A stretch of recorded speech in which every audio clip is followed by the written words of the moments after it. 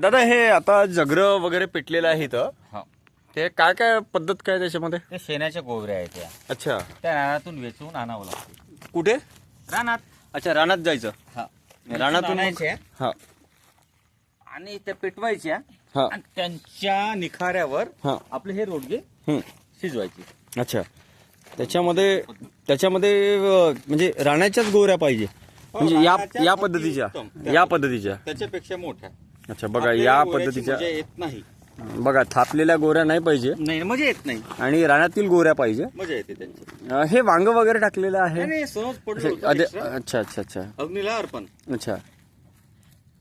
बघा हे रानातली अस्सल गोवरी आहे हा.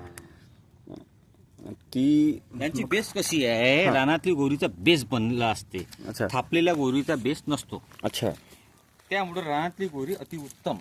अच्छा, ठीक आहे ना. त्यानंतर मग आता मग पिटल्यानंतर मग बाकीच्या गोष्टी. पेटल्यानंतर हा सगळा जो विस्तो जो उभारा चालू आहे, हा हा शांत झाल्याच्या नंतर जे निखारे असते, हम्म. आपण नेवी म्हणतो, हा हा त्यांच्यावर फक्त हे आपले रोडगी शेकायचे आहे. अच्छा शेकले, हा. शेकल्याच्या नंतर 5-10 मिनिटं उलट पलट केले हा. का हा त्यांना यांच्या खाली दाबून ठेवायचे आहे. अच्छा. आता नाही तर ते प्रोसेस आपण सांगू ना हा, process आहे नंतर ना. नंतर.